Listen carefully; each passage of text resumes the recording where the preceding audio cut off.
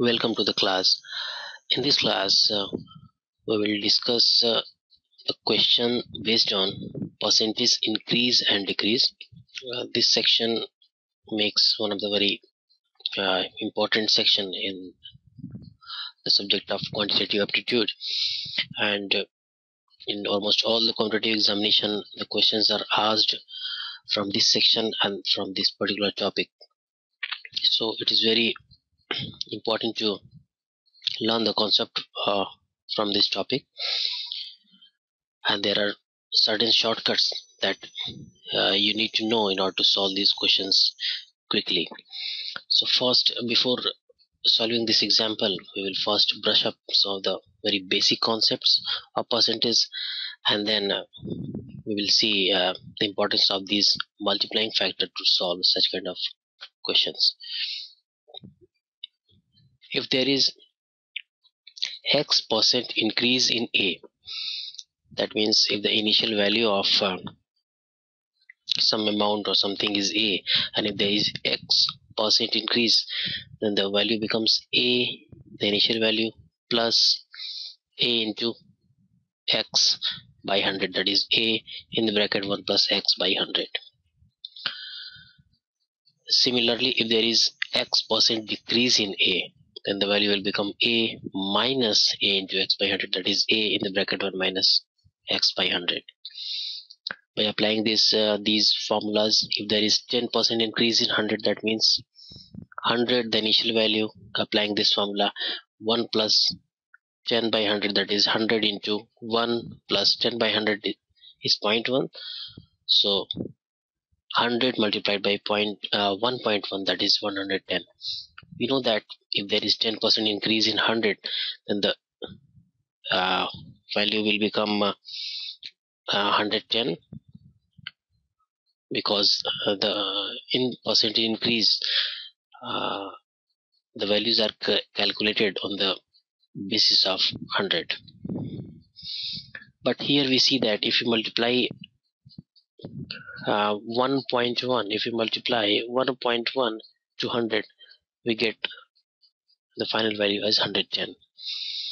Similarly, if there is 10% decrease in 100, then we will apply this formula, 100 into 1 minus 10 by 100, that is 100 into 1 minus 0.1, that is it becomes 0.9. So if you multiply 0.9 to 100, you will get the 10% decrease in 100, which is equals to 90. So what we have seen actually in these two examples, that there is a corresponding multiplying factor with which if you multiply the initial value, we can directly get the percentage increase, percentage decrease. The multiplying factors of some of the percentage increase and decrease had been shown here. For example, for 10% increase, we have already seen the multiplying factor is 1.1. For 20%, 1.2. For 70%, it will be in the same manner, like 1 plus 70 by 100, so it will become 1.7. For 100%, it will become 1 plus 1, that means 2. For 200%, similarly 3. For 5%, it will become 100 into 1 plus 5 by 100, so 1.05. For other percentage also you can see, you can have these kind of multiplying factors. For percentage decrease, we have already seen for 10% decrease, the factor is 0.9. For 20% decrease, the factor is 0.8, because here you will be getting 1 minus 20 by 100, that means 1 minus 0.2, that is 0.8. For 70%, 1 minus 0.7, that is 0.3. For 90%, the multiplying factor will be 0.1, because in this case we will get 1 minus 0.9, that is 0.1. Similar multiplying factors we can also get for other percentage increase or decrease. So we will use these concepts to solve this question. First of all, read this question. The question says, length and breadth of a rectangle is increased by 20%. Calculate the percentage increase in its area. We all know that area of a rectangle is equal to length into breadth.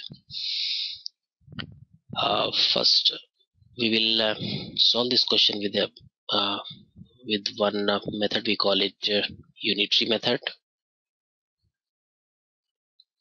Unitary method.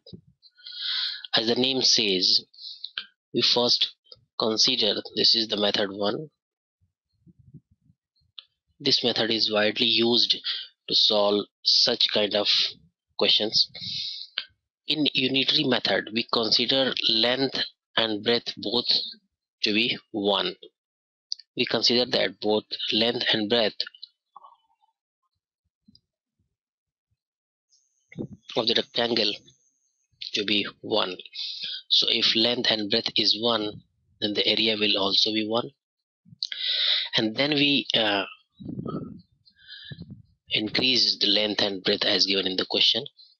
So if length is increased by 20% as given in the question, so if length is increased by 20%, then 20% increase in 1. So obviously for 20% increase, the initial value has to be multiplied with 1.2. So 1 will become 1.2. So the new length is 1.2. Similarly, since breadth is also increased by 20%, so it has to be multiplied with 1.2. So that will also become 1.2. So the new length is 1.2, new breadth is 1.2. So what will be the new area? 1.2 into 1.2. That will become 1.44.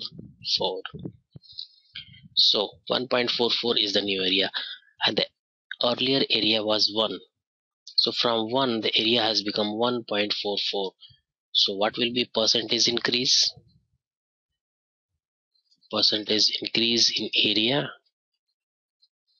will be, we can find out, 1.44 minus 1 divided by 1, the initial value, the difference, 1.44 minus 1 divided by the initial value into 100.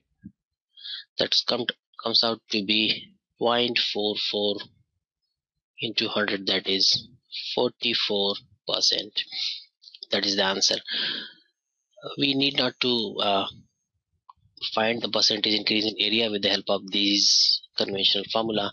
We can also get this value directly from this, because as we have seen in the multiplying factor, if 1 has increased to 1.44, that signifies that there is a 44% increase.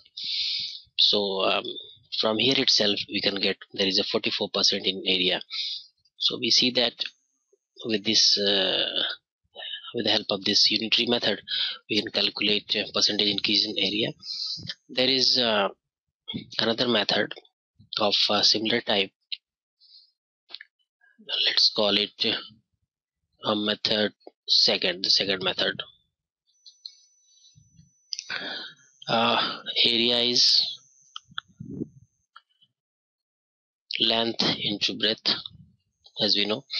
In this method, we do not assume the length and breadth to be 1, but we assume the length and breadth to be 10. Initially length is 10, breadth is 10, and the area will be 10 into 10, that is 100. If there is 20% increase in length, that means 10 has to be multiplied with 1.2, the multiplying factor, to get the new length, which is 10 into 1.2, that is 12. Similarly, breadth is also increased by 20%, so this will also become 12, because this will be multiplied with 1.2, that will give it the value as 12. So the new area will be 12 into 12, that is 144. So earlier the area was 100, now the area has become 144. So now anyone can tell, if 100 has become 144, so then definitely there is a 44% percent increase. So in either of the cases, in either of the methods, we have seen that we can use this method to calculate the percentage increase in area. We will see more example in the next class.